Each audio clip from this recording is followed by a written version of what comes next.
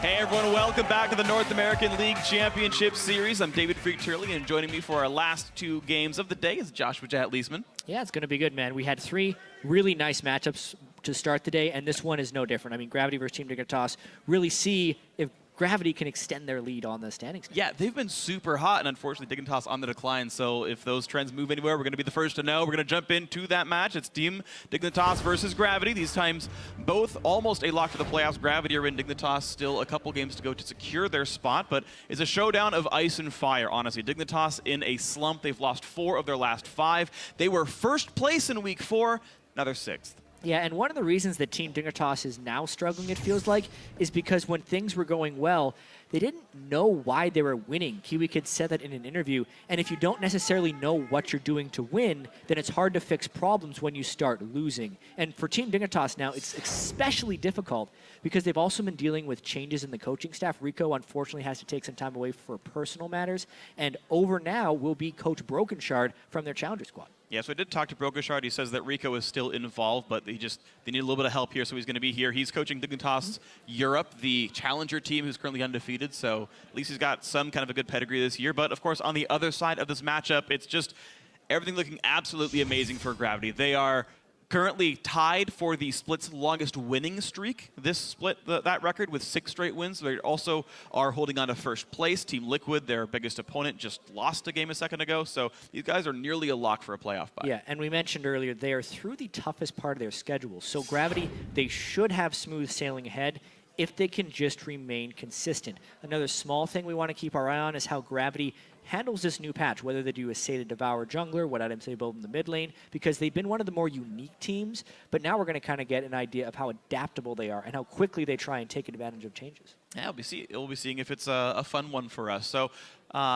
you know, we'll see if changes do occur, but one thing that probably won't change, according to Core JJ, is that Gravity is trying to set up Alltech to carry.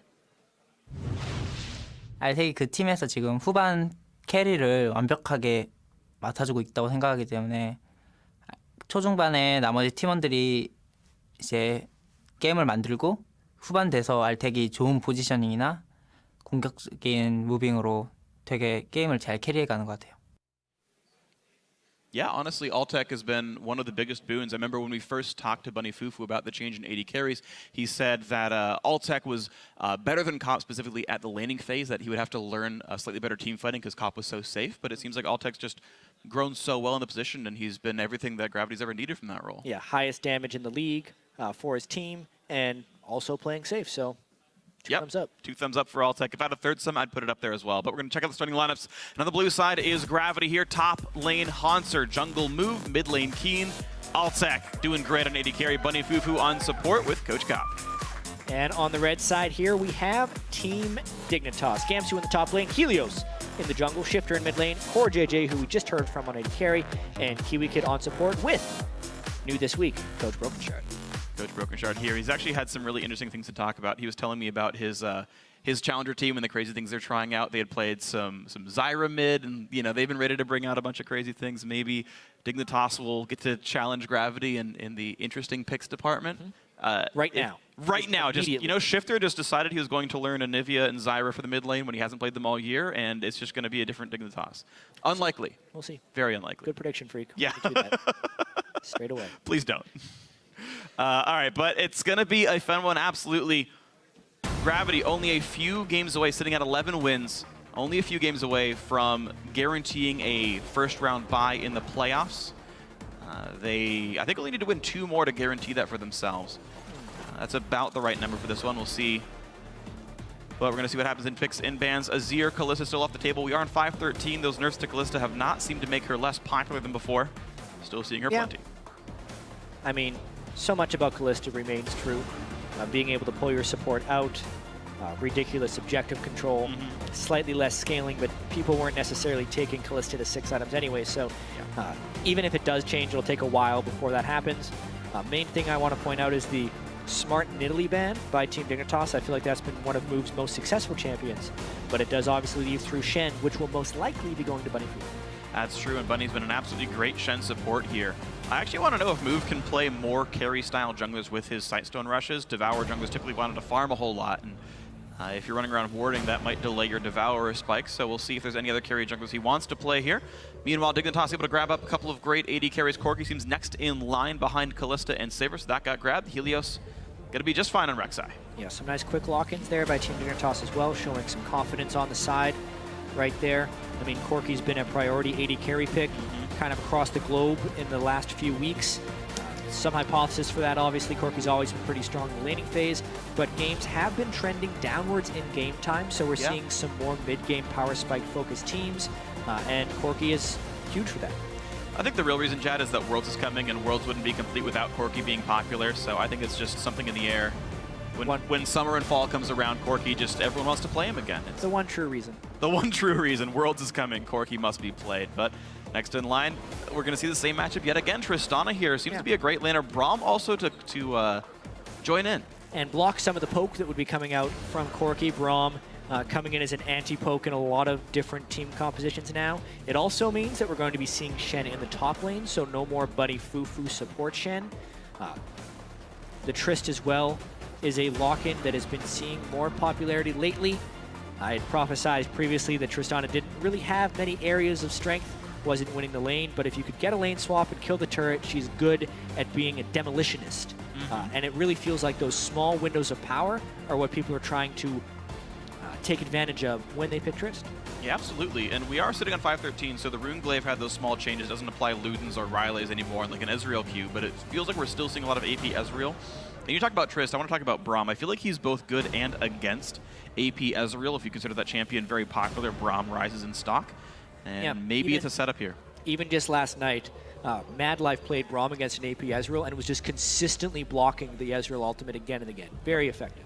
Incredibly effective at that. Jinx is another one you can helpfully block. But yeah, anything with a pass-through nuke just tends to get really wrecked by the Braum shield, but we're not going to see it on the Gravity lineup. It's going to be a bunch of dive, actually looking much more like the old Gravity from last split. A whole bunch of damage out in front. We've got Vi picked up here, and it's going to be, I guess, mid-rumble then for Keen. Yeah. And the real question will be, do we see Sightstone Vi from Move, or will he break his streak of building a Sightstone in every single game? This also creates an interesting matchup for Shifter in the mid lane. Keen loves to throw people off by bringing different things into the mid lane. He's brought Rumble into the mid lane, I believe, once this split already, and it was one of their defeats. It was against CLG in week 3. So Shifter, he's going to want to keep his distance and just try and farm out. We'll see what he does. Well, looks like keeping his distance could happen just fine with Ahri, and Rumble being a little bit low mobility means getting picked on by Rek'Sai. Ahri is definitely a possibility here. To the ecology. He's just like, click all the A champions, go down the letters. Got Brand for a second. I don't think that's going to be very likely here, and we are going to see the Ahri mid in from Shifter. This was a champion we haven't seen him on a lot in the recent past, but one of his higher impact champions that we used to see back in 2014. I still remember his famous win over TSM back when he was on Coast. It's true. When he was hard carrying on the late game Lichbane Ahri. But either way, it's going to be a high mobility assassin mid. And we got to see Incarnation play this in our first game of the day. He was 9-0 on Ahri. Ahri is one of the champions who can see a comeback on this patch, most likely with the Rylai's Crystal Scepter. It applies to 40% slow on most of Ahri's abilities. So this will be a very interesting matchup to see if Shifter can break through the somewhat bruisery AP mid. Not as many squishies on this Gravity team as we saw when Incarnation played Ahri in the first game of the day against his opponents.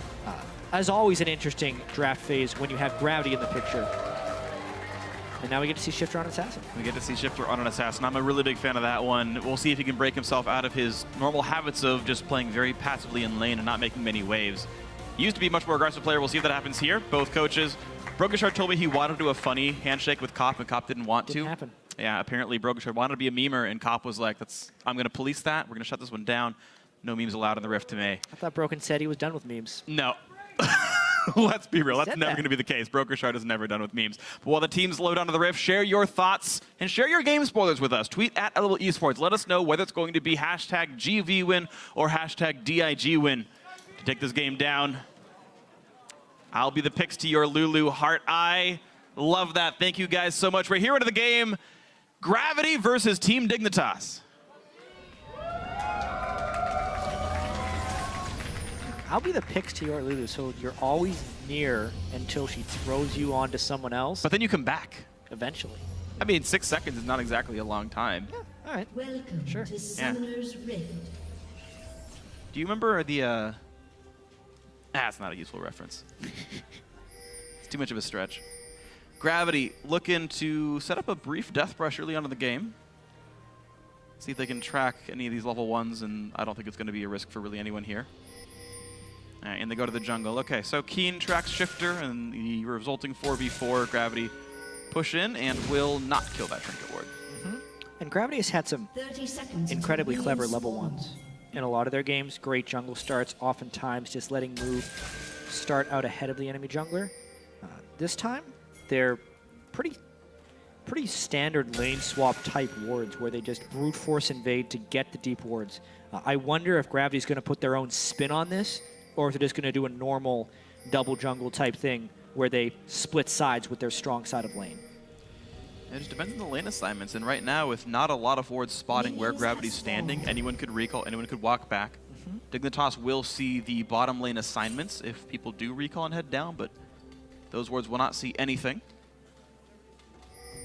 Gravity ping out, they know where the one defensive ward is in that brush by the Raptors. Dignitas will be setting up a freeze for their bottom lane and letting their top laner and jungler just carry on through their strong side of the map. Yeah. Because currently Gravity's not setting anyone into that lane to freeze it intentionally. They're just letting the wave meet. And they take the small Krug, then go. Well, So it's yeah, I'm not... slightly different for sure.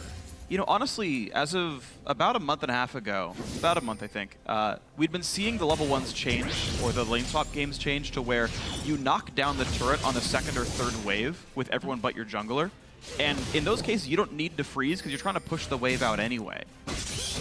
And I wonder if it's going to be the same move for Gravity, and it allows you more freedom in your level 1s because you don't need to be there. Yeah, and I mean, I guess Gravity's now going to go over and take the other Krug. So they'll still just kind of do a 4v0 is the look. It provides a playmaking opportunity for Team Dignitas right now. They basically either get to do a free gank mid or take the bottom turret to match. But because all four were pretty much shown, Keen Gonna run left, but the charm's gonna land. Shifter at level 2, the flay in there as well. That's easily first blood. I'm not sure why he flashed, but oh, hold on. He makes Kiwi Kid flash away. Well, Kiwi Kid didn't want to take the kill. Yeah, all right. Yeah. 2 flashes then. Because Keen flashed away, I can't hit on that one too much. Top lane turret still taking damage. Move wants his blue buff, but Helios says hello. He's got smite, doesn't want to try to steal. Yeah, I mean, he also technically knows that there's no one there to support. Maybe a teleport could have came in from Hanser to stop, so just some subdued aggression there by Helios. I like the Team Dignitas play, and I kind of dislike Keen for being pushed up that far when he he should have understood the situation of how many people Gravity have shown on the top side of the map, how he is a melee mid laner, and how he needs to respect the roam in this lane swap situation. It's a very common play to roam your jungler support mid lane while your AD carry is taking the bottom lane turret. Team Dignitas pulls it off, gets first blood, and it cost them a flash on the mid laner, but that's a great start for Shifter anyway. Yeah, they equalized the turret kill. I mean, honestly, only good things to say about how Dignitas have played their early game here. As we crest 4 minutes in, life is nice. Another question is, where do people assign their lanes? We typically expect top laners top lane, AD carry supports bottom lane, Dragon would be an objective at some point. Looks like that is the situation. But the displacement here is there is no defensive turret up for Gamsu. So if Hanser overpushes, then he's overextended, but if the lane stays frozen up there, then Gamsu has no turret to fall back to. Yeah. And Altec has done this a couple of times as well. Avarice Blade start. This time he actually runs into Hanser's lane, so I'm really curious where Hanser is going to find his farm right now, especially if Core JJ is able to freeze that bottom lane. This level 2 Shen is very quickly, maybe Bunny Fu should have played top lane this game, because he may become a support Shen if he's unable to find farm. That's true. Helios, though, back into the mid lane, but without Flash is not going to find this gank here, and feels safe. Good hook on the move, but nothing really gained there off the top Scuttle Crab being killed. It is worth noting Altec has not learned Explosive Charge yet, so he's really trying to keep this lane somewhat frozen. He knocked down that initial outer turret without taking charge, and he's just... That's all he will ever do with Avarice Blade. Yeah, right? yeah. There's no way he wants to walk up to Corki, especially as Corki's building towards that Trinity Force. The power spike is so different at this point that Altec is just saying when he finishes Infinity Edge and Static Shift, then maybe he'll fight. He basically would want to freeze until then. Yeah, and that's going to be the case here. Problem is, though, of course, Corki doing the exact same thing and freezing, and unless one of these guys outscales, and I don't really give the edge to either one, it just kind of becomes a wash here. So then, what happens to the resulting 3v3? AD carries frozen, mid laner stuck in mid, and the Roam squad is Gravity mostly playing aggressively on that top jungle near their own AD carry. The reinforcements allow them to take away some wards, allows them to take away some of these jungle camps. Yeah, but again, Gravity has been so stellar with their rotations and their decisions of where to move on the map that it's a little surprising to see them open up this game with Keen jumping in the wrong place, and now they just rotated 4 people up to the lane that is frozen for not much good. Like, yes, they did invade the jungle, but it just opens up the jungle on the backside. It's a conflict-free move, and you generally don't need to support that guy. Oh, man. And it opens you up again for some exploitation in the mid lane. Nice teleport. TP in from Shen, and literally nothing happens to anybody here. Dignitas able to walk away from under the turret. No one pulled aggro, but Keen actually charmed up, low on health and not level 6. Equinox would have been big. The flash Q shifter is flashless and not level 6, so Kiwikin now also getting jumped on. He has no escapes either, and a trade kill comes back through. Nice one for Hanser. Gravity running away. Good kill. Yeah, just as I say Gravity wasn't making good rotations, they make a really nice one. Shen teleporting in as the dive arrives, so no one wants to commit because they're afraid of getting taunted under the turret. To that teleport Shen, and by the way, here come Move and Bunny Fufu to finish the job, and since Helios had taken so much damage from the turret, they display the proper amount of aggression in order to close in on that kill. And I gotta say, impressive stuff by Gravity, because even though the first blood was given to Dignitas, which is about 150 bonus gold compared to a regular kill, it's Gravity who hold the gold lead via wave control, taking down farm, taking down monsters and whatnot. So Gravity the gold that they probably shouldn't have had. Nicely done. Yeah, this could have been a pretty clean dive, but it is hard to dive a level 5 Rumble. Helios could pretty have tanky, Lantern. and he's a Doran shield. Helios, Or too afraid to. yeah, bit of a danger right there. And then it all starts with a nice flash Q for Bunny Fufu. He ends up also getting an auto attack on Kiwi Kid, which ends up landing with the stun. That's a nice aggressive play by Bunny, knowing how much damage he was able to take and being aggressive for the kill. And there's the Sightstone before Warrior upgrade on move. Wow. So it turns out the gold is from Average Blade. I just checked. It's 147 on Average Blade, which is like pretty much the exact gold that Gravity have made up. So there's the reasoning here. Dignitas, though, still the team playing a bit more aggressively. They went for the mid lane dive. They went for Dragon. Dragon's going to be theirs indeed. So yeah, I guess it's funny because it's just the lane swap game playing even further. The turrets died, but then the lanes got frozen again anyway. And so it's, you know, the mirror jungling where one team gets the top left, one team gets the bottom right. Well, now things get interesting because Altec has frozen the top wave, and Hanser is in position to freeze the bottom wave. So Team Dignitas needs to make an aggressive move to unfreeze one of these waves, otherwise the gold gap will balloon. Team Dignitas did the appropriate thing when someone is freezing top lane by taking the dragon, but they've lost this freeze in the bottom lane, and they need to find a way to get farm. Otherwise, it's literally just Shifter who's going to be able to get the farm. And that's a rough thing. We saw Team Fnatic actually do this exact thing themselves. These two freezes, and actually these two champions, not champions, but the two roles there, and they gave away two, not Fnatic, I was thinking of the wrong team, but in Challenger, it was Renegade. Renegades did it, thank you, there we go. Got it together. Renegades did Advanced Coast, a team that was previously undefeated coming into that game, and they froze for 12 minutes straight, gave away 2 dragons, and then just won with a gold lead from their lane farm. So the question is, how well can Gamsu do this? How well can Dignitas break these freezes? Yeah. Well, the game now is all about Team Dignitas. They sent CoreJJ in the top lane because he is in a power spike, knowing it's just an Iris Blade Altec up there, so he can still farm. But the problem is he's in a very vulnerable long lane. So basically, if Gravity wants to maintain this farm advantage, they need to be able to gank people when they push past their comfort zone on these lanes, and they just haven't been able to do that. Move unable to get in position before CoreJJ can shove out the lane. Move might try soon. He's not far from 6. I don't believe he'll get it off of this Scuttle Crown, though. They're not worth a lot of experience. Gotta check to make sure, but without the ulti, it's gonna be... Oh, he does! Just barely enough experience. And that means game on. Probably dead. That's exactly what Move needs to do. Ulti, Shen ult as well. Braum shield just because. And there you go. Hanser gets the kill. Nice pickup right there. No real defense at all, and no wards. Kiwika did not ward for that lane whatsoever, and that means down goes Corki. So unfortunately, the Shen ult was completely unnecessary. They wanted him farming in the bottom lane to maintain a freeze unless they decide to make more plays with Shen, which they're kind of forced to do so now because they've abandoned that bottom wave. Either way, textbook gank there by Gravity. CoreJJ needed to cover more distance before Move could just click on him with Assault and Battery. Maybe he could have forced more summoners that way. But either way, without the wards and when he's pushed up that far, as Gravity makes that rotation, that's what's going to happen. Yeah, and it looked like Gamsu also kind of left the bot lane alone. He went back to his jungle to farm. So even though Shen's not in the bottom lane, neither is Gnar. So as far as that kind of gold loss, it's a moot point here. And it just means Gravity now winning by a pretty sizable 1,500 gold here, 11 minutes in. Gamsu's chilling down because there just aren't any wards. Like Kiwikid hasn't gotten wards to help his teammates farm in this situation. Yeah, a distinct lack of vision by Team Dignitas, but that's also because they've been put in the spots where the wards are an absolute necessity. As Gamsu struggles to clear these, to even get his level 6 in the jungle, whereas Gravity has put themselves in situations where they don't necessarily need wards. The turrets and moves they're making are near their own turrets. Yeah, super safe. But Team Dignitas is having to push beyond because they haven't necessarily managed the waves nearly as well as Gravity.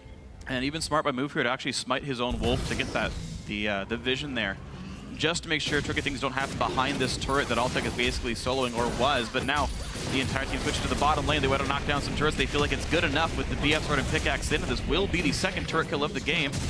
Dignitas do, to their credit, answer this. So as far as like major map moves go and objective calls, I mean, Dignitas are fine, but the micro kill sort of situations just tends to go Gravity's way. Absolutely. And as I say that, this happens. Good flash, good knockup, good everything actually. Shifter though missing the charm, but the second half of Q should be enough. Gets the kill indeed. Both deaths Keen. Yeah, very unfortunate overheat timing there by Keen as well. It would have been nice to have an equalizer due to the duration of that gank. Also to maybe flash within turret range so that Team Dignitas takes turret fire. He flashed out of turret range, which allowed Team Dignitas to fall into a safe dive zone. Nice dive by Team Dignitas, though, to make a play. They need to force moves to get these waves under control. Yeah, and honestly, I do have to say that, you know, for the lack of wards, though, Dignitas are still doing a great job of actually finding these ganks and really pressuring these champions out. The Wolf Spirit, to the credit of Dignitas, like the Wolf Spirit saw those guys in the top jungle, and then Keen once again failed to respect the fact that there were people to his left-hand side that could wrap around his turret. So maybe some missteps here by him, but bot lane tier 2 did go down during all the craziness, so Altec knocked that down himself. Dignitas, of course, knocked down mid-outer for their gank, so we still see more or less a trade of objectives, just one that was worth more from Gravity. And we're now 1 minute away from Dragon spawning up on the map, and look at the money. We can have a finished Infinity Edge or Zerkries for Altec, and Trinity Force also ordered done for CoreJJ, so both these AD carries actually pretty much online. Altec also maxed his rapid fire, so he'll be full attack speed coming into this. It'll be a very important thing to track in this match, just Altec's ability to stay in the back line safely versus Team Dignitas' ability to kill him. Team Dignitas, in their last 6 games, has not been able to kill AD carries. Worst pace in the league. They've only killed opponent AD carries a total of 4 times in the last 6 games. Ouch. Or roughly 7% of their team kills have been on opponent AD carries. And it's with Team Dignitas playing fairly dive-heavy team compositions. Yeah. They really haven't been able to kill opponent AD carries, and they've been getting crushed for it. That's even more important against Gravity, a team that relies on Altec for more of their damage than any other team in the LCS, and also one of the safest AD carries as far as a death perspective. Only Piglet has died fewer times than him. And now Altec also has a good start, so that could be the decider in this game as we go for the next Dragon. We're seeing a whole lot of damage come out, though. This dive could come around. Second Dragon picked up. Kiwikid taking a whole bunch of pain, but the target switched over. Move just gets evaporated for that one. And we're going to see the chase continue as Haunter does manage to knock down Kiwikid, but Gamsu, whoa! Massive Gnar ultimate right across the bow is the REQ, and this could be the exact fight Dignitas wanted. A quadra kill for Shifter. Red buff is on. Charms up. Good flash by Altec with the flash Q. Got him. Pentakill for Shifter! A 14-minute pentakill for Shifter, now all 7 of Team Dignitas' kills. What just happened right there? We said Team Dignitas needed to kill the AD carry or they'd have struggles. How about they just kill everybody else and leave Altec completely on his lonesome? That entire fight, though, I think was made by Gamsu's Gnar ultimate. I cannot wait to watch that again. It looked like he got a 4-man stun and he caught Altec mid-rocket jump. It was just beautiful. So the Dragon taken down, right? Trinity Force, Spike, AD carry. Luden's done because the Shifter's kills also makes him big. So first off, Team Dignitas forces the Dragon. They knew they had to teleport in with Shen, so Team Dignitas jumps on this fight early. Equalizer doesn't actually get them that low, and then Gamsu sat on this Gnar the whole time, right at the end of his Gnar bar. I'd say a poor jump there by Altec, but just amazing timing there. Without that Gnar ultimate stunning that many people on the wall, this was a close fight that Gravity was looking to clean up. That's why Altec was rocket jumping in. And then Shifter, knowing he still has the flash, just crushing. What does he have now? He's going, looks like he's going Rylai's with those next 2 items, but he is huge right now. And if you want to kill an AD carry, a 7-kill Ahri is a pretty good start. Yeah, I'm going to say that's pretty nice. So Dignitas, I mean, really capitalizing on the fact that they got Shifter ahead. That's 2 kills they got from in the laning phase from Keen disrespecting the gank potential. Well executed by Dignitas. And then, yeah, having items sooner than you're supposed to in that team fight made a very large difference. So a lot of scary champions, cooldown boots. The choice for Shifter, interestingly, just kind of tracking as builds change in 5.13 with the AP item changes. He'd you know, dodged Merlinomicon and got cooldown somewhere else. This is an aside. I've seen a lot of Ahris go with cooldown boots. Froggen did it in the playoffs last year in Europe for totally different set of circumstances. He actually had a 6-item build with no magic pen whatsoever, and you can kind of get away with it on Ahri just because of the true damage component on the Q.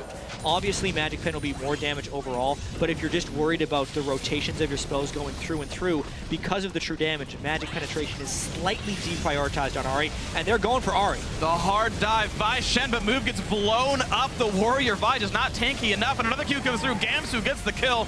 Unfortunately for Shifter, he's got assists now, but still 100% kill participation. This is looking like Team Dignitas from a couple of weeks ago, 4 weeks ago, when they were on that winning streak and they took down Team Liquid and who else was it in the same week? It was very impressive. Team Solomid? Yeah, they took down I'm ruining the point. They took down Impulse and Liquid in the exact same week. And with Shifter on this Assassin right now, Gravity is trying to make these aggressive plays with Mu, but they're just running into a powerhouse in Team Dignitas. Shifter is just getting stronger and stronger, and Gravity isn't making the clever play. That was a brute force play, and those only work when you have a lead. Yeah, and unfortunately the lead is just not here. Warrior enchant into Sightstone move does not have any MR at all until he just bought the Null Magic Mantle, so a squishy Vi unable to dive the far ahead Ahri, even with the Shen shield on top of him. So the comp, I guess, would have worked, right? Shen, Vi, Rumble ulti on top. People That's blow the up, idea. but Yeah. definitely not happening here. So great execution so far by Team Dignitas. The kills have gone out of the right places, and we now sit at, I would say, a small lull. Dragon off the field. Turret's probably a bit hard to assault, and those lane freezes we saw earlier are not mattering much anymore. Yeah, and what specifically happened with Team Dignitas since they picked up Helios is when they get a lead in the game, they have very decisively closed out games in quick fashion. They've had trouble actually getting the leads, but in games where they are able to do that, Helios' shot calling has been so on point. Oftentimes, Shifter has fallen behind in lane. Other people are struggling. Gamsu hasn't had the hugest games. But this time, Shifter was 20 CS up at the 10-minute mark and then picked up a pentakill. So he is the one that created the lead with the rest of Team Dignitas, and now it will all be about how they close, which they have done well in their victories. All right, Dignitas looking to close this one out in not the super near future. We're only at a 3,000 gold game, or a 3,000 gold lead. Not the biggest, but certainly one that matters. It's been Dignitas setting the pace pretty well. Dignitas picking some very good fights for themselves. Already some very deep wards. Helios even warding into the base before they're even ready to assault these inhibitor turrets. So interesting choice when you only get to put 3 down at a time. Meanwhile, Gravity putting some deep wards of their own, running to track the movements in the top jungle. Yeah. Want to check in on Shifter because he is the Super Fed member, 8.8k gold at 19 minutes 40 seconds. But he decided to go with Zhonya's instead of the Rylai's that we saw Incarnation build earlier. I like that because he's getting Vi ulted every single time. He's Yeah, the only good target. You can Zhonya's the Vi ultimate, and then as soon as you come out of Zhonya's, you just dash around, which that's most likely the logic for this one. And we'll see if Move can, in the future, then outplay that with his own Q, knock the dash, taunt from Hanser. Like maybe there's second-tier combos that come out, but still a risk. Gravity look for the death trap. They're not going to find it, though. Nice try. They had warded up the jungle. They pinked the tri-brush. Nothing found. Keen having to play a bit defensively, but it was going to be Yeah, so this is Sneak cute. Baron. They're expecting Team Dignitas to time the Dragon, but Team Dignitas is onto this trick. I liked the attempt by Gravity. If Team Dignitas was not respecting this, wouldn't have happened, especially because Team Dignitas didn't have amazing wards in the bottom side of the map. Yeah, yeah. But there is that ward they just placed in the Baron pit to spot him. Yeah, that was Yeah, that was Kiwi Kid running over. that was a suspicion ward. Yeah, basically because they didn't see any approach wards for Gravity in the Dragon area. A lot of times it's not about seeing a team with wards, it's about seeing where they aren't with wards. And prior to that prep, Team Dignitas did have breadcrumb wards, I like to call them, leading from Gravity's base to the Dragon Pit. And since Gravity hadn't shown up in any of those wards, They must be top side. deductive reasoning, they must be near Baron. Therefore, Team Dignitas did the check. And it was the correct thing to do, and it means that Dragon number 3 goes over cleanly to Team Dignitas here, who have kept control ever since that move. It was a nice sneak by Gravity. They attempted. It didn't pay off, though. And Dignitas looking pretty solid. I mean, this is a week of teams proving themselves. Impulse, 7 wins in a row now. 6 wins in a row for them. CLG, they stopped the slump. They've won 3 in a row. Team Dignitas, what if they've stopped their slump and they had the exact same season as CLG? Looked good, looked bad, looked good again. And Yeah. if Dignitas can gear up for playoffs, And how tight would these standings become? oh man, If Gravity ends up dropping this game to Team Dignitas. everyone between 11 and Everyone in 10 between wins. 9 and 11 wins. Now, Gravity's already Oh. sitting at 11. Yeah, yeah, But so they'd be at the 11. top 6 teams would be within 2 games of each other with 3 to go. yeah. Anything could happen in those top seeds. Yeah, I mean, TSM, CLG, and Dignitas. Oh, yeah, TSM lost. Yeah, okay, you're right. TSM's still at 9. That was the team I was forgetting. So, okay, Shifter waiting around at a pink ward. Dignitas still trying to clear the ward vision away. Of course, Dragon gone for the next 4 minutes, so Baron, the only neutral objective up right now, and they're starting to put up some wards to that effect. Double Sight Stone gonna help them, of course, move. Of course, continuing that trend as well, doing what he can for the ward vision game. Looks like top lane gonna be the attempt right here. Red buff Core JJ putting some decent damage on a Hanser. Maybe they can start working down to this turret, but Gravity already on the way to defend that. Static Shifter Stana Oh, great boy. at clearing. Move was off on his own solo mission. Got 1 deep ward down, kind of. They're mainly just hoping to get some type of flank pick, but with the way the Shifter's built at Zhonya's right now, very hard to close in on him. Yeah. Kiwi Kid also completed Face of the Mountain, so that's more shielding they can throw onto Shifter if a single target tries to get focused. But basically, Gravity just wants to stall this run as much as possible. Move shouldn't be trying to force it in. Oh, that hook should have hit, but it didn't quite move. Gonna be able to get away with a flash. Unfortunately, Kiwi Kid missed a hook that probably would have ended Move's life right there. Yeah, Team Dignitas wants to maintain control, and they have a pretty nice start on the 5 Dragon Timer. In part due to the lane freeze that Alltech tried to pull off early game with the Avarice Blade, it gave Team Dignitas a lot of freedom to get that Dragon counter started. And being 3 Dragons already, 23 minutes in, as well as having a lead, even if the gold may stay close, as long as Team Dignitas focuses on getting the objectives down or forcing aggressive picks. Those are kind of their 2 different win conditions right now. Gravity's win condition would be to keep the farm even and prevent the 5 Dragons somehow by any sort of delay tactics. Well, we'll see if they can delay them, because they can't stop Dragon from respawning, so somehow getting Dignitas does not fight it would be the goal. It might be difficult, though. Alltech sitting on 2 items. He's got a long way to go. It goes to item number 3. If it goes for Last Whisper, it's going to be another 1,200 gold or so. He's got some time. Dignitas, though, still playing the wave clear game. No kills from them for quite some time. They've taken the Dragon without much impact, and really just Gravity with the double sight stone, keeping the wards up enough that you can't really surprise them. So, brute forcing turrets is, of course, hard. Dignitas just keeping the wards up, sweeping away what they can. There's always the random chance that you get to sneak a Dragon, or sneak a Baron, rather, but right now not on the table for these guys. Yeah. I will love to check. I'm going to have a lot of fun looking over the ward stats after this game, because Gravity has been so dominant with their vision control, specifically just wards killed in a lot of their games, but that's with a lead. So killing wards when you're behind is also a much more difficult task. I'm curious how many Move has been able to kill when he hasn't had an advantage on the enemy jungler, and also hasn't been a tanky jungler or a Nidalee to easily escape. True. We'll see if that can make it work for him then, because in the team fights, though, he has been too squishy, right? Being the fighter frontliner hasn't been working out. Haunter, though, finally hits level 11. He's actually 2 levels down under Gamsu, though. This Shen has been a bit hindered here, only 135 CS, even though he had a big lead from the lane swap game, from the freeze afterwards. It's Gravity putting all their eggs in the Altec basket, 247 farm on him. Everyone's just like walking out of the lane and saying, Altec, here, farm this, be level 13, the highest on the team. Yeah, Gravity this is really hoping it's him. It's very quickly turning into a one-threat team, which is something Gravity doesn't. No team really ever succeeds with a one-threat team, and only in very rare circumstances. And there's been many games this split where Keen has fallen behind, but either Haunter is on a carry, Okay. go get it, or a Move is on Nidalee, who can still provide a lot of damage, so at least they have a secondary threat. But with Move falling behind and having to go full tank after Warrior, and with Keen also being behind, plus Haunter on a tank, not the greatest things. Yeah. Altec will have to solo carry this, and that typically doesn't work.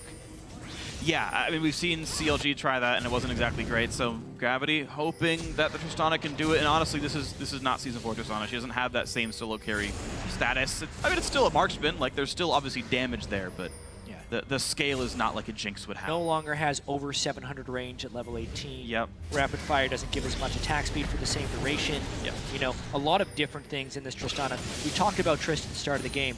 Much more a demolitionist than a hyper carry. Really not even that amazing of a hyper carry. Transitioning a Trist versus a Corki, you actually have somewhat equatable late game power levels. But look at this, though. This would be the Gravity stalling the 5th Dragon. I don't understand actually why Dignitas wasn't in position for this. It felt like bad recall timings. Okay, this might does come through. A nice knockback from Tristana. Altec trying to run. Bunny Fufu tanking it, but he can't. Forced to flash away. But a clean escape. Oh no, the chase is in. The flash charm lands. And down he goes. The quick pickup there. But good luck, because Helios is showing up as well. Down to half HP is Keen. Overheated. Ulti already popped. Dignitas at half health. Looks like they will not chase any further, but the Dragon Sneak's a big deal here. Yeah, that is a monstrous deal. It adds 6 minutes to the point in which 5 dragons could be taken. If Team Dignitas had gotten that, you're talking a 33-minute 5th dragon. Now that could push it back to around 40 minutes into the game, most likely 39 or so. As long as Gravity can continue this stall-out phase, that is incredibly important as far as Team Dignitas' win conditions. Yeah, and Gravity, you mentioned the one threat team here. I mean, Keen is scraping together enough farm that he's got the newly buffed Leandri's Torment on this Rumble. Like, it's not bad, honestly. Like, Rumble is quickly becoming at least a breachable threat. Yeah. Shen just squeaking together very small amounts of farm. His CS is growing very slowly, but whatever. Being a big dumb tank is okay. Move on his way over to a Randuin's Omen now, maybe a Frozen Heart, but Warden's Mail is here. I'm actually curious to why he's getting the Ward's Mill first and even got a Ninja Tabby with how magic heavy the Dignitas comp really is. I know Nard does some, but it's Corki, Ahri, the Ahri's fed. Well, it basically feels like Move is just trying to scrape together as many defensive stats as possible. Mercury Treads would obviously give him a little bit more mobility if he gets CC'd, but he has the Spirit Visage to try and prevent himself from getting one-shot. And as far as like individual boots, how much damage can you take per value? Ninja Tabi are the best. True. Mercury Treads would have been better against Ahri, but maybe he's going for something a little different. And they are having Bunny Fufu go over towards the Locket here. You're seeing, or at least the Aegis, the Ruby Crystal and Null Magic Mantle are in the inventory. He's got 1,000 gold, which means he can buy it pretty much right now, and did so. Kindle Gems in, so at least the Aegis is here. Dignitas are going for a Dragon Sneak, and they are on the correct side of the map for this one, but there's still great wards that spot that this is happening. A risk for Team Dignitas. The Charm will not land. That was close. Keen could have died for that one. TP in for Gams, who gets almost nothing. Move's got to be careful. Oh, he flays the wrong way. Kiwi Kid with the misclick. You're not Bunny Fufu. Kiwi Kid misses the flash play right there. That is just a big flash cooldown burn, because not only did Team Dignitas teleport in without creating a flank engage, which is what you would want to do if you're forcing a team into the Baron Pit during a break stall situation, but then they also burn the support flash, their second form of pick. Shifter also has no flash, so as far as getting a clean pick, they have to get a little bit lucky. Beautiful Scrying Orb by Altec. Yep, there you go. All right, Altec does go for a Scrying Orb himself. And there are even some wards in the back of the Baron Pit anyway. Honestly, I felt like they could have just tool them around for a bit longer because there's still a ward to the top left that knows Dignitas isn't doing this. Like, there's no way Dignitas can sneak Baron in this way without burning a bunch of jumping tools to get over the wall and try to sneak it that way, but they're tracked here. Yeah. Bottom getting pushed, and there's no TP for Gamsu, so Hanser is not able to be equated with this Yeah, split push. Move has got to be so careful. Why are you walking into this brush? Move gets blown up. There's no one here to help him. Buddy Fubu forced to run away as well. Dignitas pull out the Baron sneak that they couldn't have snicked in the first place. It's exactly the type of move that Team Dignitas wanted. I'd only have to guess that Move didn't trust his ward in the far river, and he thought maybe Team Dignitas could have hugged the wall. But honestly, that's 2 kills that Gravity probably didn't have to give up. They're going to try and get turrets for it, but Team Dignitas did get Baron. And they got Baron, they got a kill, 2 turrets picked up, but guess what? They're all about to get caught out here. A ward for Kiwi Kid watching the rotations. Team Dignitas recall 2 of their carries, and they're going to walk back across the map. Kiwi Kid a bit by himself, going to jump right onto him. He took the long road, the rest of the team took the short one. That's a really big misplay again. You take the high road, I take the low road, and I'll die to 3 people without you? Is that how the song goes? That's roughly how the Kiwi song Kid, goes. That was a really unfortunate play right there. He needs to either stick with his team or have backup. They knew there were 3 people there, and now Team Dignitas tries to get a rotation, but they will be 4v5 if they overstay. Well, they don't overstay for too long, it looks like, because they're going to knock down that tier 2 turret, get their 5th of the game. But Dignitas now winning in kills, winning in objectives, tied in turrets, but winning in everything else. Looking very solid for the 6th place team, kind of up to the 1st place one. Yeah, I mean, the thing is, with a 14-minute and 50-second pentakill on your Ahri, I was expecting Team Dignitas to close this game a little bit smoother, or even at least be able to extend their lead significantly. The Baron is a nice step towards that, but they haven't controlled the 5 dragons, and this point coming up now may be kind of a make or break point of whether they start losing their advantage. Keen is becoming a secondary threat. Shifter still has that massive lead, but Altec is also getting more and more powerful. Team Dignitas needs to either force a fight here or create the 5 dragon timer, and they are in position to do so. Baron buff to either force Gravity in, and if they win a fight, they can win the game off of it, or if Gravity doesn't come out to fight, a 4th dragon. Yeah, 4th dragon. Prep is all that matters here. And I'm going to see them try to do it. There we go. Scrying Orb used by Core JJ to make sure their warding is safe. The double Sightstone members running around and really just littering this southern jungle with wards here. It's going to be almost impossible for Gravity off of their 3 sweepers, only one of which upgraded to get rid of. Seems unlikely here. Hanser unable to really do much in the last set of fights there. Still sitting on his teleport. Gamsu still doesn't have his, but good luck outsplit pushing a team with Baron buff. Summoner teleport used to show up in the mid lane. Down to half already. Hook onto Hanser. Well timed. This turret's already halfway dead. Yeah, and with Dragon in 14 seconds, I feel like Team Dignitas will move their priority to that now. Teleport down, Shen can still arrive. A very interesting move here. I think Team Dignitas is going to want to rush the Dragon, but Gravity is going to try and pull them away from that. They're trying to just trade the objective however possible. Let's see what Team Dignitas responds with. Oh yeah, top lane tier 2 certainly to fall, but looks like only a few members used from the bottom lane to knock this one down. It's just the Rek'Sai and the Corki, the rest ready to defend and make sure at least the inhibitor won't die, but these guys stop to clear mid away. Almost a split call here. We're seeing kind of late recalls, but Corki's already going to be there. I guess with Baron buff recalls fast anyway, so not difficult for them. Actually, the right attribution of resources as mid's shoved in, and Gravity's going to lose that farm. Yeah, so now 39 minutes and about 25 seconds is the moment that the 5th dragon will be spawning. Still relatively early on into the game. Yeah. And Gravity's going to want to stall that out. The nice thing is they took down 6 turrets, so they're keeping the gold as close as possible by trading that gold to subjective dragon for an entire side of the jungle as well as a turret. Well, we're at a 4,000 gold game. Gravity thankfully have knocked down 1 dragon themselves, and an unequated dragon 1 is worth about 2,500 gold in stats if you just do the math on roughly what you gain here. So Depending on the time of the yeah, I mean, just at this point in the game, it's roughly the math here. I mean, you can do the exact numbers, but it's good enough at this stage. And Gravity is hoping to play defense. Inhibitor turrets are notoriously hard to kill. And Dignitas trying to do just that, which seems unlikely, but yeah, not any poke at all goes through. Top lane still unanswered. Gamsu has TP, but isn't going up there yet. It's very interesting that Move built a Frozen Heart on Vi as well. You would expect a Randuin's in this situation just for the flat health and all the mixed and true damage that Team Dignitas is doing, but overall that will slow down. the auto attacks if he can stay alive of Gnar, Rek'Sai, and It just feels weird. Like, you're against a Black Cleaver, and Ahri is fed, and you have 200 armor at 120 magic assist. yes, And and not seem like the and not very much health. That's the big thing. Is Yeah. 2,100 health. very low. New look for move on this Vi. It's also interesting that Gravity's gone for their second Scrying Orb. They're trying to prevent what happened at Baron last time. We were actually talking earlier about conditional trinkets because Altec had been going sweeper in most of their games. Yeah. But that is when they are ahead because they want to sweep out enemy vision to find picks. Now that they are behind, they're more worried about just getting vision of the opponent team, especially around this forced objective of Baron. Therefore, second Scrying Orb. They will not be able to get picks themselves, but it's definitely a Baron stall tactic.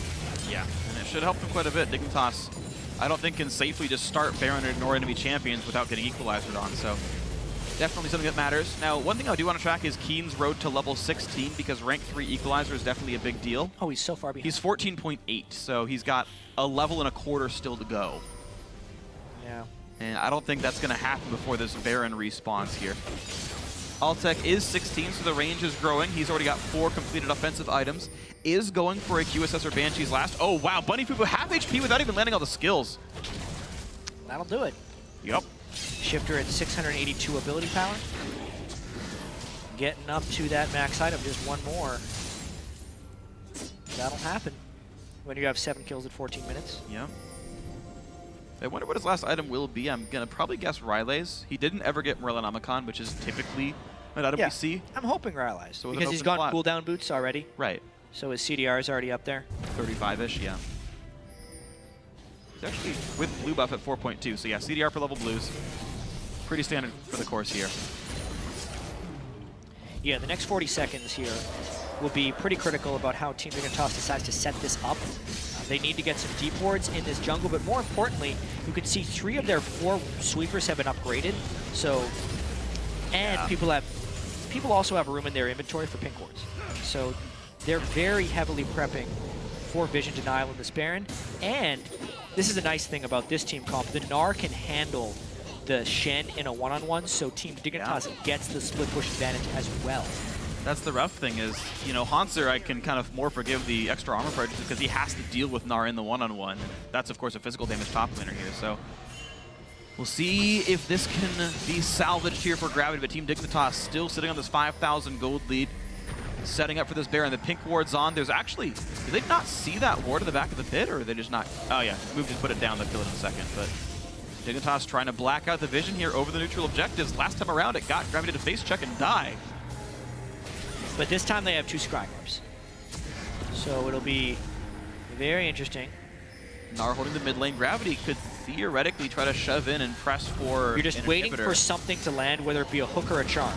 And Well. Gravity, oh, that's going to be a Mega Gnar. Hook hits Hanser. Mega Gnar's there. Bunny Fufu in the front lines as well. Hanser taking so much damage, and the Shen dies at the very beginning. Core JJ the first kill. Mega Gnar puts him back in the range of the Shifter. team, but oh, Altec gets one, and he's now found Gamsu as well. Altec, to be the major carry, jumps in, tries to get a kill, can't quite do the damage. It's only a 1-for-1, but so much damage was dealt here. Yeah, and we talk about secondary threats right there. That was all about Keen landing a good enough equalizer to force Shifter into an early Zonias. That meant that Move could then ult the Ahri, and the rest of Gravity could pile damage down onto him. Now they're going for a very aggressive Baron play. Maybe Altec just wants a kill.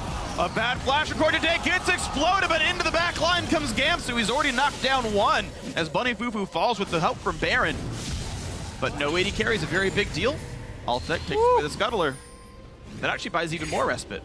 Yeah, Dragon and Baron both coming up. 5th Dragon on the way. Keen is very low. Hanser would have teleport, but Bunny Fufu is down. They need to run to this Dragon faster than yesterday right now. It is spawned at this point, and Rek'Sai is there. How quickly can they rush this, and how quickly can Gravity collapse down? I think Gravity guaranteed that they would win the fight if it even existed, because no AD carry of Core JJ is a pretty big thing here. Gamsu not doing nearly enough damage with Helios. Gravity should be completely safe in taking this fight as long as they don't miss the smite. Your Helios wants to be around. Here's Kiwi Kid. Here's the attempt. Good smite by Move, and they're going to catch Helios. The over-aggression. He wanted Dragon 5, but died for it. Map control to Gravity. That might even mean Baron. Yeah, 50-second death timer on the smiter right now, and Core JJ just spawned. I don't think It's a safe Baron, but it's definitely something that they can force and threaten. Gravity trying to take control of this game back. It's a choice you just might make when you're down 4,000 gold, and Gravity says it is the choice we're going to make. There's no threat of a smite steal, there's only a threat of a difficult team fight here. 10,000 health Baron Nashor, Core JJ's here, Kiwi Kid's here, the entire team is here, Blue Elixir's popped, Hook's gonna land onto the tank, which is not the biggest threat here. Half HP still on Bunny Fufu, and Gravity turned back onto Baron. Half health on that, move smite is up. Kiwi Kid, Hook misses this time around, he's gonna block enough damage. Baron Nashor picked up, Bunny stays alive, Dignitas not stopping it, but Gamsu's here with Mega Gnar. Hanser not gonna get stunned, gonna go for the taunt instead. Equalizer's massive move in the front line, and there's Altec on the side. Knocks into the team, and in comes Helios. The cavalry has arrived. Shifter does not land the damage on a Bunny Fufu, and move will get picked up, but not before Shen gets the ulti in. Is it gonna be enough? Because Core JJ will get the kills after all. Bunny's still taking the front line, but Altec is running out of front line. He can't quite get it, and it's gonna be Gravity forced away with 2 deaths. Whoa, what a close game. This is now on a razor's edge. 240-second death timers for Gravity. Team Dignitas does not stop the Baron, but they do prevent a push afterwards. So just a really, I'd say eventful last few minutes. Freak, let's just recap where the game stands now. So Altec doing his best to do all the damage. As we can see in this fight, no one in Gravity really chunking that many people on Team Dignitas. And this is the one thing that Gravity needed to take the Baron early for, is because Helios was going to spawn and he can arrive at any moment into this fight.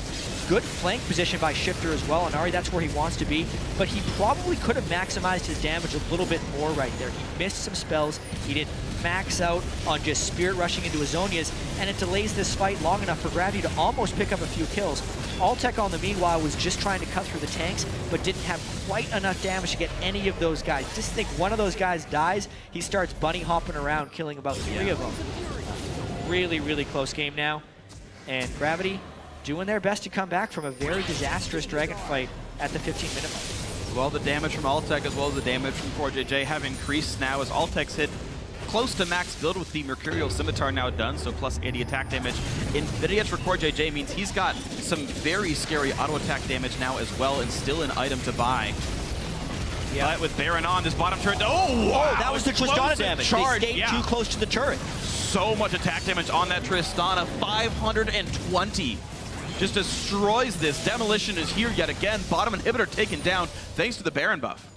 Huge move. That is one of the big reasons. Teams like Trist, the ability to just kill turrets in the shortest window of time, not necessarily worrying as much about the safety, but having that quick turret kill. We got ourselves a Gravity team who's starting to gain control right now. Honestly, because of the farm Altec has been able to put out, he's an item ahead of Core JJ, giving him the edge. And then Keen, just because Rumble has such efficient items on this patch with Leandri's, he is somewhat matching Shifter's impact. Oh, hold on, not matching that very well. Oh, Kill before it can ulti. It's going to be a trade back. Those Helios does die. They stun. The knockup from Bunny means almost nothing. Gamsu is Mega Gnar ready in the top side. Hanser overextends, gets hooked in, gets chunked out, gets killed off. Core JJ is a massive AD carry right now, and now Dignitas on the chase. The flash, the slowdown, the stun's going to land. Bunny Fufu going to be the next kill most likely. Shields himself, tries to run, can't go far enough. Oh, he's going to just barely get out, but the rocket is still coming. The kill's going to come through. Gamsu gets the 3rd kill. The fight, a 3-for-1 to Dignitas. Yeah, and a ping goes down to the inhibitor right away. Keen with a very bad play there, being far too close to the turret.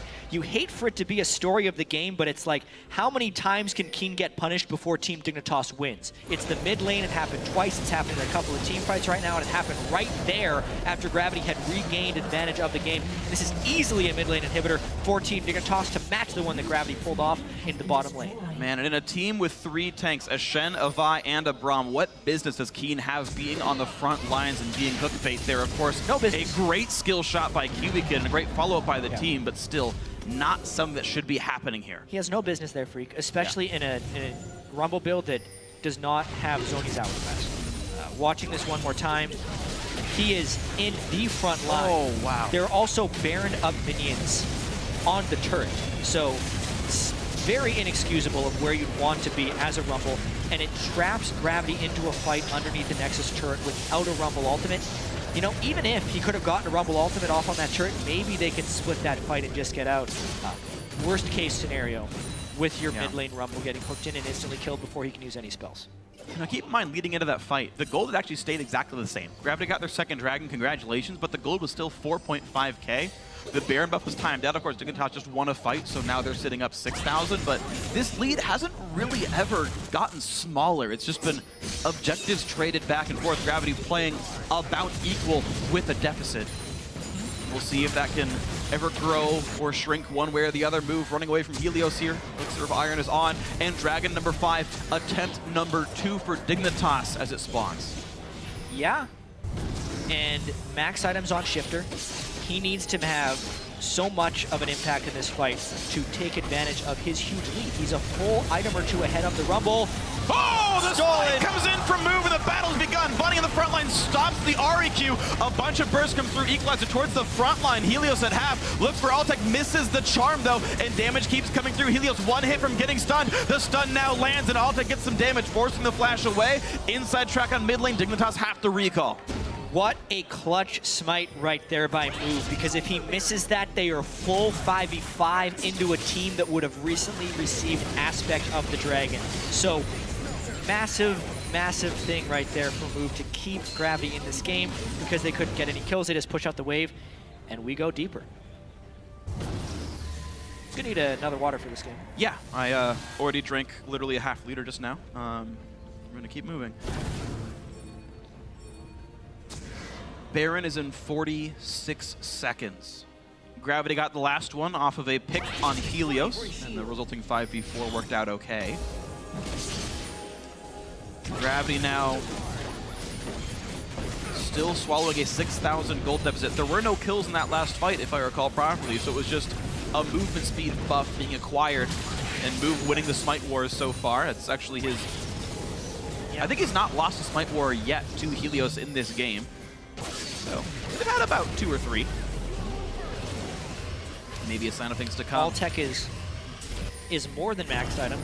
He's sitting on 1,800 gold right now. He'd also sold his ship for a Phantom Dancer, so he should actually be giving the farm over to Keen whenever possible. The only problem with that is Keen has to put himself in somewhat risky situations in order to farm the waves. Very true. Therefore, we see Altec CS grow and grow, nearly hitting 500 before the 50-minute mark. So crazy, crazy pacing on his CS. Yeah. And one of the big reasons it feels like Team Dignitas isn't back in this game is Shifter's being very protective of his positioning. Despite being fairly tanky with his Zonias, he's not providing any threat onto Altec. The one time they've killed an AD carry this game was when they killed everyone else first. But if they really want to do this, they need to either get some type of hook onto the main damage source, Gamsu needs to get in there, or Shifter needs to force him back, because nothing is really stopping Altec from free hitting in any of these fights, which is keeping it extremely close. You know, when you hit an item build like this with a lot of attack speed, the steroids mean a little bit less since you just got so much baseline threat. So Tristana is still going to be very effective. Core JJ did go for the making of a Banshee's Veil last item, so a slightly lower ceiling as a champion. This is not Mercurial Scimitar. He needs defense against the Rumble Ultimate. Yeah, well, that means it's attack go to the top lane. Altec, high offense here. This turret nearly going to go down. Doesn't mean E is on cooldown for a few seconds. He's saved rapid fire, though. So far, no way in for Team Dignitas. Turret goes down. Gravity able to walk away pretty safely, but it's still in contention. There's no wards watching Dignitas run through here. A bit of a risk, but not punished. Yeah, they're split up though. Kiwicked has a chance to catch a flank. The high road, but the low road not hooked though. Flay will land. Haunter uses his taunt to get away. A few seconds cooldown on that one. Candle Gem to help that cooldown stay short. Bit more poke from Gamsu. Mid lane and Hip still dead. A giant wave is barreling down the mid lane that Gravity needs someone to answer. It has to be caught. This gives Team Dignitas. It gives Team Dignitas the ability to go in and get vision control, but there's not many wards left in the wake of Gravity's rotation, but there's that Scrying Orb. They have 2 of them. Will we see a fight here? There was a ward in the pit anyway. The Scrying Orb seems like almost a waste of a cooldown here, but Gravity able to hook back to the front line. Oh, close one. Kiwicked facing his 3rd hook in a row here, or at least dodged by Gravity. Mid lane, though, still pushing on its own. The middle inhibitor is back up, and it's getting slowly whittled down by some minions. Yeah, with Meganar right now, though, really Gravity wants to just hold out a little bit longer. They do not want Gamsu to be able to Mega Gnar them right now. As soon as they see that Mini Gnar, maybe we see Gravity go, and Helios was still on the Baron. And he's at half. Bunny Poo Poo tanks a charm, takes a bunch of damage. Shifter cannot quite find the way in. Now he's going to look for it, forcing the flash, and there's the equalizer. Box comes up, Hanser taunts up Gamsu. The Vi comes in as well. They will knock down Gnar. No, he walks away. Yes, the charge gets him. Mid inhib is dead. The minions took that down, but the chase continues. Altec wants in. He's not going to find it. A 1-for-0, but the base is getting attacked from Gravity. This is so tense right now. The Baron minions are providing pressure, but Gravity does not want to withstand this Baron. They know they have a death timer that they want to exploit. Maybe we see yet another Smite War, or maybe Dignitas fights before it's a possibility. The health bars are low. Bunny Poo Poo at 800 health, now 300. Hans on the front line, move there as well. They're going to get the first kill. That's a reset in. The flash from Keen. They get Helios. One traded back, though. Core JJ still a big threat. It's a 1-for-2 in the aftermath of that one, but they've got a recall to defend their base. The turrets are taking damage. Top exit turret down below half. Yeah, turrets are safe for the most part. They did lose their inhibitor, and Altec is just showing everyone how fed he is. The problem for Gravity is he is not getting any more fed this game unless he sells his boots, in which case his mobility will decrease, so the overall effectiveness is negligible. This is a game freak. Yes, it is. 51 minutes in. Dragon now up in 50 seconds, and this is a time where we have major objectives on 2 different sides of the map. 3 major objectives that Gravity now has to try and keep pace with. Their own middle inhibitor, the Baron, and the Dragon. Any of those things going to Dignitas could spell doom for them. They start off before one becomes a problem. There is low vision. Core JJ tried his best to stop it. There are still death timers on Team Dignitas. Making his best Piglet impression. The TP comes in for Hanser. The Smite gonna come through and easily picked up. That goes Baron number 2 to Gravity, and they've caught Gamsu, who TP'd in on the top side by himself and gets picked off for a very greedy teleport. Map's okay for Gravity. Dragon's up in 12, and Dignitas are there first. It would be unreal if Gravity could pull this move off with 3 things they have to defend against. They just got the Baron. There's a Shen ult up if someone else can make it to that fight first, and there's a top laner dead. How many home guard boots can they move? Altec tried to push the mid wave. He's on his way, but this time Core JJ is there to try and blow this down. Move, he's going to have to pull off a miracle. Smite it again. He's in so early. He's in early, but it's his burst. He got it again! Move again! Stops the Dragon 5. He will die. Hanser did ult, but it got canceled via the death. There's a 30-second window where Gamsu's alive and Move is not, but I don't know if Dig could do much about that. Are you kidding me right there? The second straight just 1v team Smite Steal by Move. Those things are so hard to pull off because Team Dignitas just needs to spike their skills at the same time, and Move has to predict when that will happen. But he died in that fight. They still don't have that many threats. There's giant waves barreling in, but they're the ones with Baron buff. This is potentially a miraculous defense. Well, here's the funny thing, though, is Dragon 4 is on, meaning 15% bonus damage to minions. Gravity's wave clear just got 15% better. Difficult math, I know. That actually matters. It does a lot, actually. Especially for Keen, a guy who's still trying to complete his max items. Altec did go for the second Phantom Dancer, so he is now a moving turret. He's lost a lot of move speed for selling his Alacrity Enchanted Berserker Greaves, but he will gain the damage. Yeah. Man. 90% crit chance. You saw minions doing 1,500 damage. That's not realistic for champions here, as they don't have armor, but it's still very large crits coming out. Definitely a scary thing here. And keep in mind, you talked about the fact that Altec wasn't going to grow anymore. When we last mentioned that, Gamsu had a full item slot still to go, and Helios had a full item slot still to go. So Helios is out of the Thornmail, Gamsu's getting a Banshees. Core JJ also got rid of his boots, so he is doing more damage as well now, auto attack wise, with the Phantom Dancer. So there are definitely some hyper-scaling builds coming in here. The gold is becoming only relevant to the people that have not maxed their item builds at this point, which basically means Gamsu and Hanser are even. They have 1 item build left to complete, but it's mainly this Keen differential. His equalizers have been very on point in the teamfights Gravity's won, however, and that is providing more of an impact than the 10-kill Ahri. At this point, really just watch on where the focus is. Gravity's been killing frontline. Dignitas has been trying to do the same. This game will end if anyone gets backline access before the tank line goes down. 430 damage per second equalizers from Keen. Lasts for 5 seconds. Also applies Leandry's. 1,543 damage crits on the minions there for Altec. Yep. Because of the bonus he's being granted from the Dragon buff. I mean, it is very scary here. Now, Gravity hold on to the mid lane because that's where their inhibitor was dead, and they need to make sure that stays unpushed. Team Dignitas able to easily play a defensive line right here, though, and you can see how low Gravity are to actually start something off here. Yeah, it's a danger. They know they don't necessarily have the strength. Their initiation is questionable move. He gets the Shen ult when he jumps in, but he can only be so tanky. He's actually going for a damage item as his 6th to go with his Ruby Sightstone.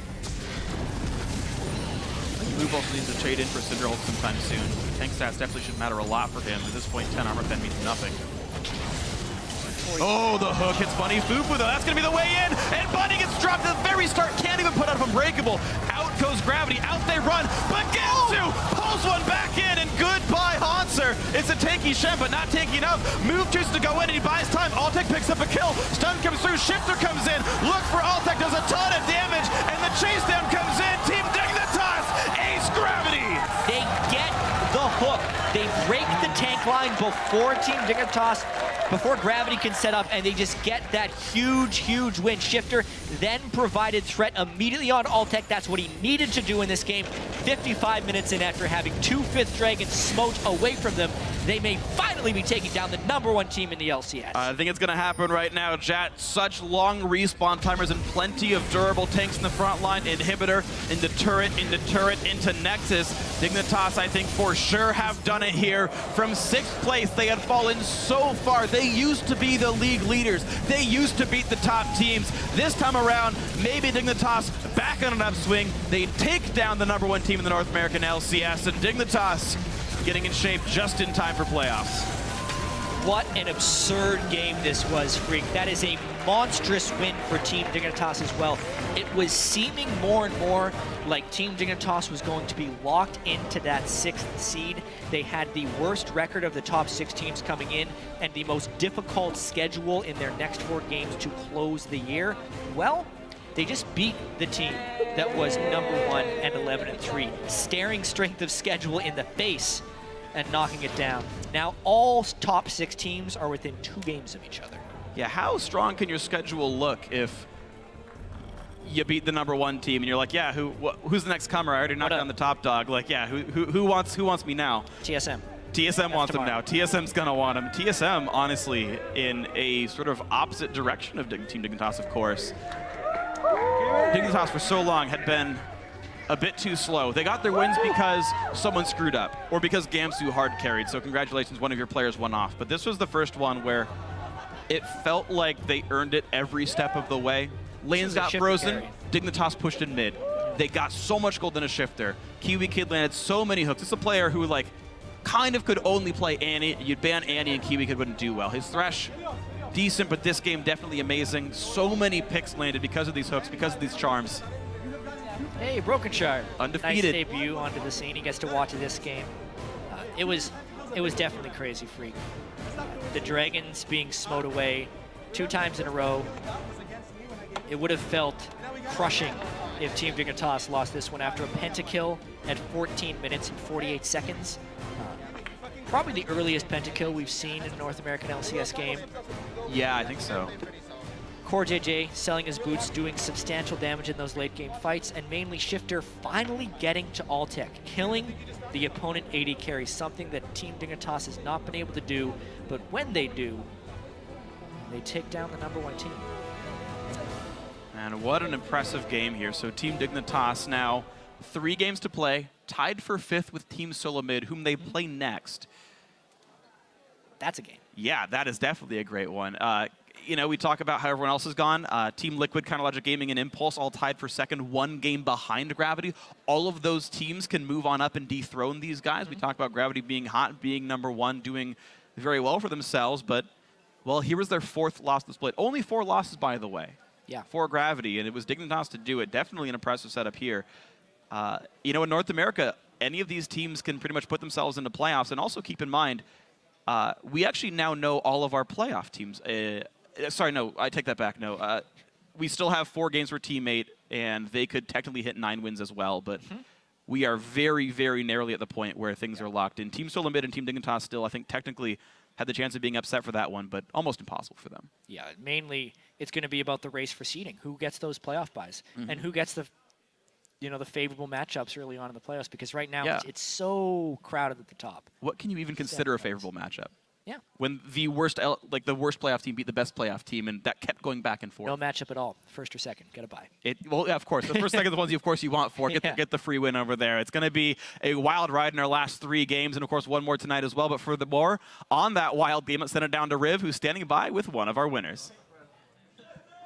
Thank you very much, gentlemen. Great cast on the day. I am joined by Shifter of Team Dignitas, who just got their victory over first place Gravity. An awesome match, 56 minutes, the longest one of the North American split so far. You guys definitely took it the long haul. I want to get inside your head about what it's like playing that late in the game, knowing that teams like Gravity, the top team in the league right now, is going to probably take you again to that if you have to meet them once more. What's Dignitas' mentality, and how good does the team feel that late in the game?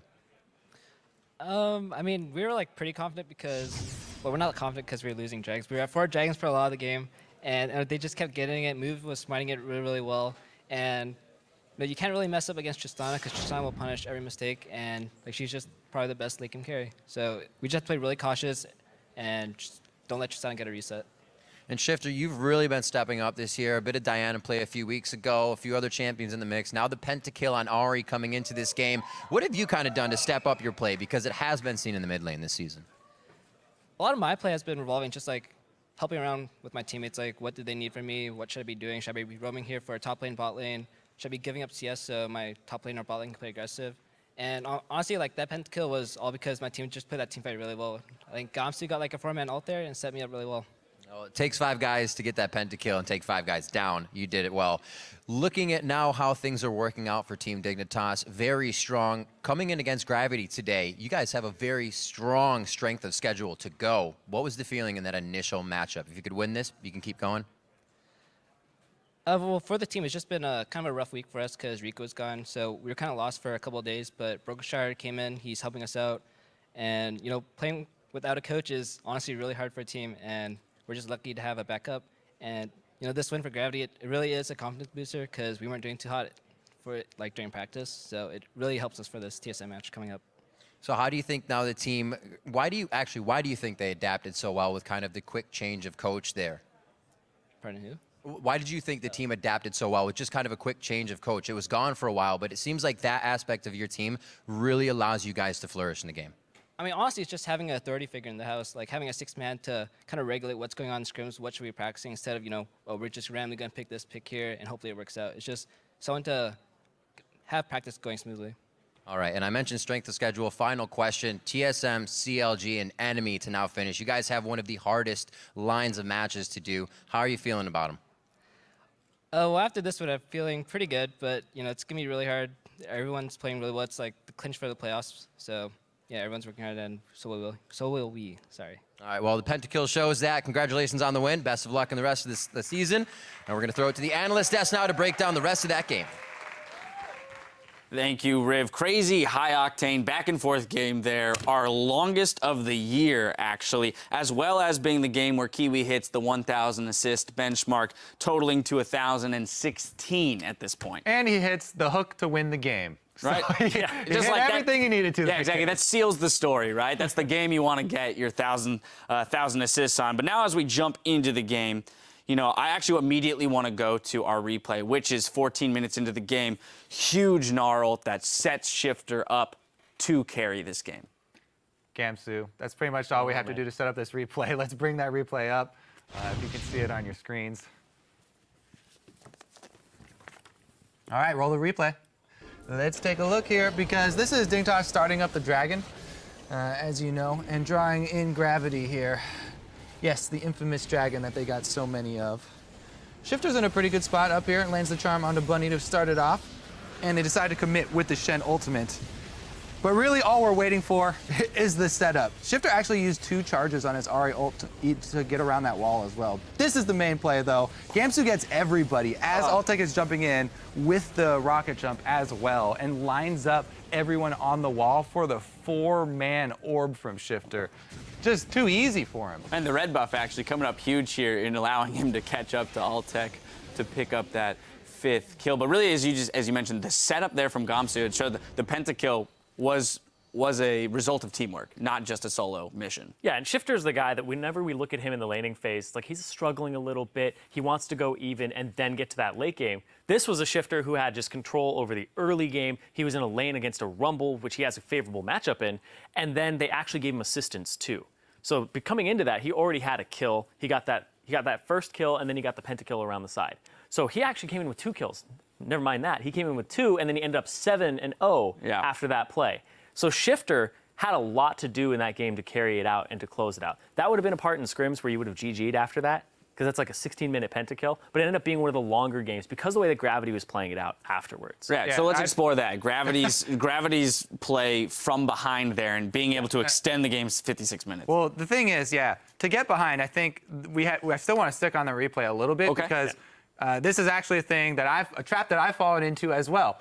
When you just catch someone and you have the advantage on them, they have to be cognizant of the counterplay there. You have to be cognizant of AoE abilities that are going to stun your whole team. And if you're chasing, you're all grouped up in a line like that, you can see the Gnar bar charging up, and they should play around that. However, they did play from behind. They were able to get back into this game. They had so what they did well was the objective trading, the turrets trading, when they had to give up stuff elsewhere because they were weak. And so they traded some turrets to get back into this. And then it just got crazy in the late game. Yeah, it got very crazy. Back and forth. We saw The some big huge... hiccup was that face check at the Baron, where Gravity went up, face checked it. Then there were the 2 hooks that really they had a grasp on the game to claw their way back in, and then Kiwi Kid just took it back from them. Right. We had some clutch smites from Move as well. So there were a lot of things that did fall into Gravity's favor and some things that fell out of their favor. I mean, it just really did show. I think this game was a very clear example of how one tiny mechanical error, how one tiny mispositioning can result in a loss when you get that far into the game. At that point, goal differences didn't matter, right? Death timers being 70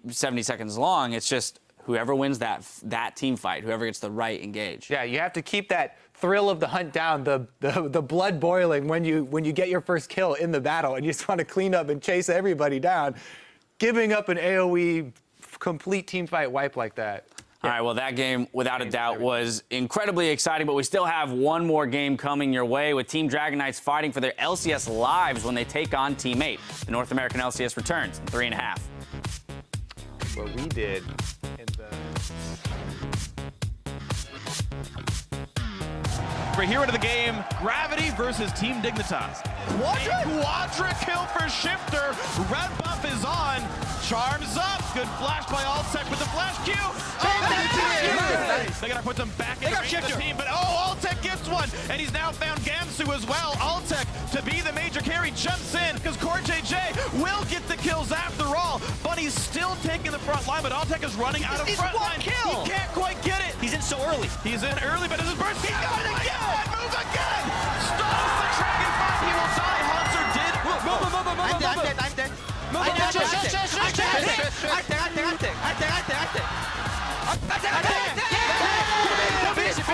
Finish. Okay, let's go. Maybe Dignitas back on an upswing. They take down the #1 team in the North American LCS.